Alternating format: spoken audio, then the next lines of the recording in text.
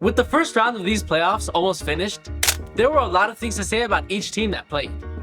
Before we get into that, let me know what you guys think about each team in these playoffs. With that being said, this is what to think about each playoff team this season. For the Cleveland Cavaliers, there's nothing special about this number 1 seed. When you see a 64-18 team play against a team that's 37-45, you expect a blowout series. A series that is completely one-sided, that there is no reason to even watch. But watching this series, there's nothing that made me say, this is a championship team. They don't have that go-to guy in late games that championship teams need. And I think there are many Eastern Conference teams that beat them in a 7-game series. But saying all these bad things about them, they have the best team play style out of any team in these playoffs. Every guy on that team knows exactly what they need to do at different times of the game. Evan Mobley knows he needs to be the Defensive Player of the Year night in and night out. Jared Allen knows he needs to be the lob threat and pick and roll maestro to get their offense going. Darius Garland knows he needs to play the point guard more cerebrally and not make any mistakes.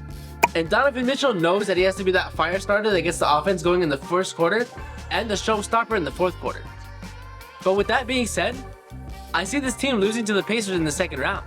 For the Oklahoma City Thunder, this year is the year for the Thunder to win their first championship. I won't lie, I had concerns for the Thunder going into these playoffs. And the reason why was I didn't have faith in any of their number 2 options to step up in key moments. SGA is a superstar, and it's guaranteed 30 a night if he wants it. It's Jalen Williams and Chet Holmgren that I was worried about giving him that help that championship teams need. And we saw in this first series against the Grizzlies. Jalen Williams showed he's a true number 2 that the team can rely on while Shea is on the bench. And Chet is showing to be a nightmare for defenses from his size and shooting ability. The playoffs are all about stars in my opinion. And this is the year that the Thunder makes that next step. But if they don't win the championship this season, then you start getting into the politics of basketball, with egos and contracts in the offseason. Shea wants a supermax. Chet Holmgren and Jalen Williams are both eligible for contract extensions this coming offseason, and that's when you get into the same situation as the 2012 Thunder, where you have 3 great young players, but you can't pay them all. For the Boston Celtics, the only way the Celtics don't win a championship this year is if they play too sweet. This team is way too talented to not win. With Jason Tatum, Jaylen Brown, Kristaps Porzingis, Derek White, and Drew Holiday. But all that talent goes to waste when you chuck 53s a game. Anytime you give the Celtics even a millimeter of space on the 3-point line, they will shoot it. And that's how they'll lose. Even if they are injured, I still think they'll win a championship. But unless Joe Mazzulla tells Tatum, Kristaps, and Al Horford to take more shots inside the paint to put more pressure on defenses, then they can get upset in these playoffs. With the Houston Rockets, Jalen Green either wins you a championship or loses you one. Nothing else. With this team, they are so good defensively with their controlled aggression and have many role players that can make plays on offense. But the stars take over in the playoffs, and that's where Jalen Green comes in. Green is either playing like one of the future stars of the NBA, or he's completely unplayable. We saw in this series against the Warriors. Game 1, he had 7 points on 3 of 15 shooting in a loss. Game 2, however, Green had 38 points on over 50% shooting in a win. The Rockets are dependent on if Jalen Green can make that superstar jump in the playoffs, the same one that Anthony Edwards had last season.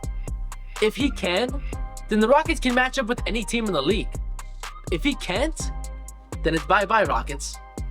For the New York Knicks, they need to put more effort on the defensive side of the ball. The defensive potential is unlimited when you have guys like Josh Hart, Mikal Bridges, OG Anunoby, and Mitchell Robinson. Pair that with an offensive talent of Jalen Brunson and Karl Anthony Towns, and they're a great-looking team. But that's only if the Knicks want to play like that. They're doing good behind Jalen Brunson pick and rolls, which I think he's the best point guard in pick and rolls in the NBA, but that's only going to take you so far. I think there are ways that the Knicks can make it out of the Eastern Conference, but it needs to start defensively. They're letting the Pistons score over 100 points every game of the series so far, which is not a good offensive team at all. I know defense isn't the prettiest thing for New York, but that's what they have to do to win. With the Los Angeles Lakers, play some defense. You'd think a team of LeBron, Luka, and Austin Reeves would be unstoppable on offense. but their lack of defense has put pressure on their offense to score on almost every single possession. There was a point in the season where the Lakers had the top defense in the league, and it was on just pure effort from their guys. Now that the Lakers see they have guys who can go for 40 on any given night, they've taken it back on the defensive end. And it's not only on the defensive end where this team needs to put their effort. It also needs to be on the glass. With no center in most of the game, they're allowing so many rebounds that are translating to points for the Timberwolves. The Lakers need to play like the Pistons or the Grizzlies, with suffocating grit and pressure that makes opposing teams have a long night.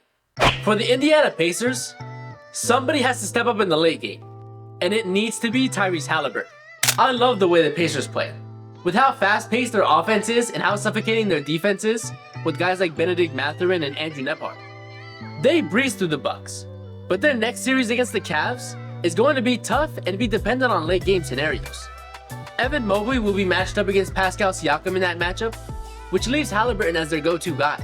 And for Halliburton's sake, he needs to get rid of that most overrated player in the league tag. And the one way to do it is by stepping up in the playoffs. For the Denver Nuggets, let Jokic be Jokic. Everybody else play their roles.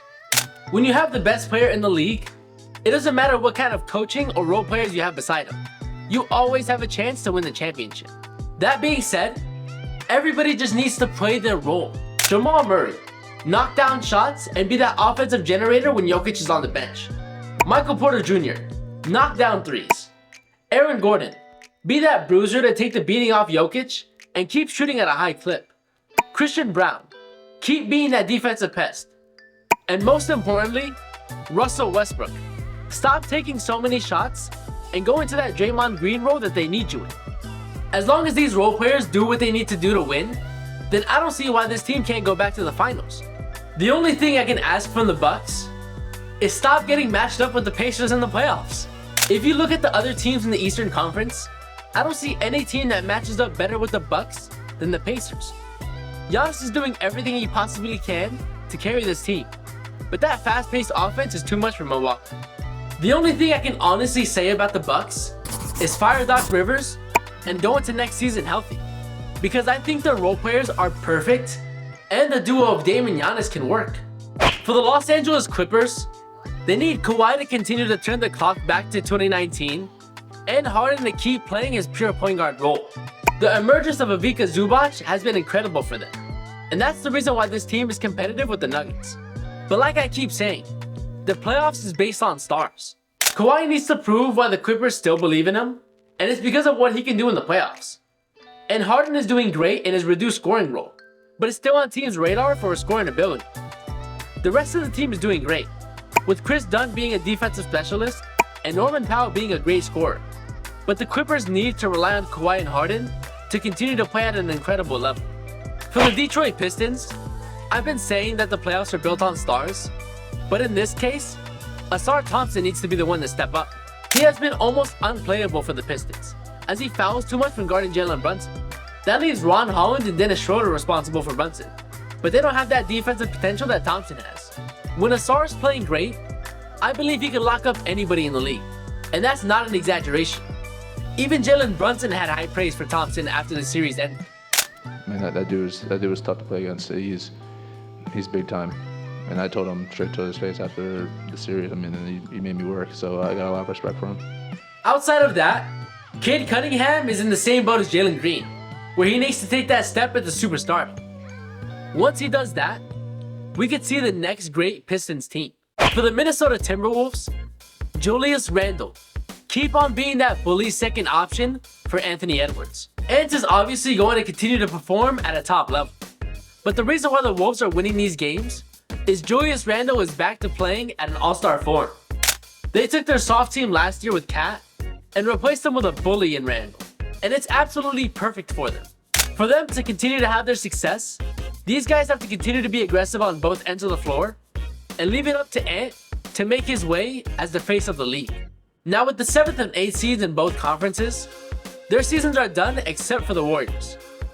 But for the Orlando Magic, they have the backbone for a potentially great team. A guy like Paolo Banchero, who is constantly improving, Franz Wagner, who is very solid for them, and a team identity that's very aggressive and defensive minded. I like where the Magic are at. But they just need that last superstar piece until Paolo develops into a guy you can depend on night in and night out. Maybe somebody like Kevin Durant. For the Golden State Warriors, this team is not getting any younger, and it's showing in this series against the Rockets. But they're still one of the best teams in the league and are a problem for any team this postseason.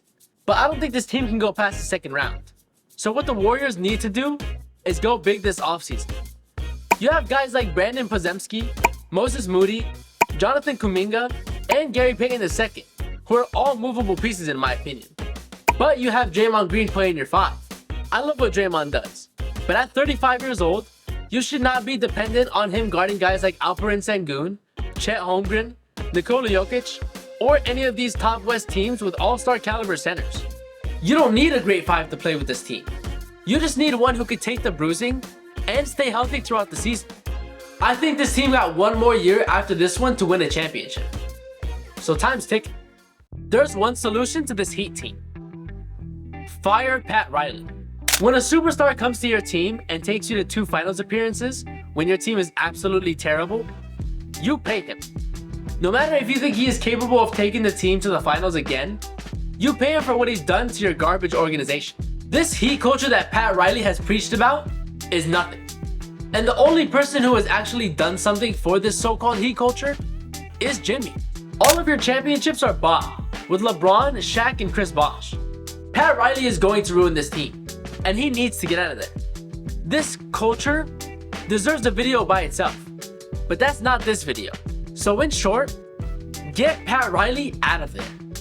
And lastly, for the Grizzlies to be competitive in the West, Ja Morant needs to stay on the court.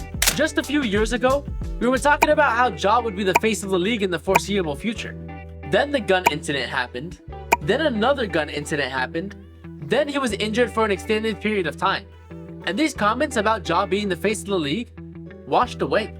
If Ja just stays on the court, then we can see the Grizzlies be in title contention every single season. We saw a healthy and law-abiding Ja Morant lead the Grizzlies to the number 2 seed one time. And who says he can't do it again? Let me know what you guys think about these takes in the comments. All that being said, I hope you guys enjoyed the video. Please like and subscribe, and I'll talk to you guys later.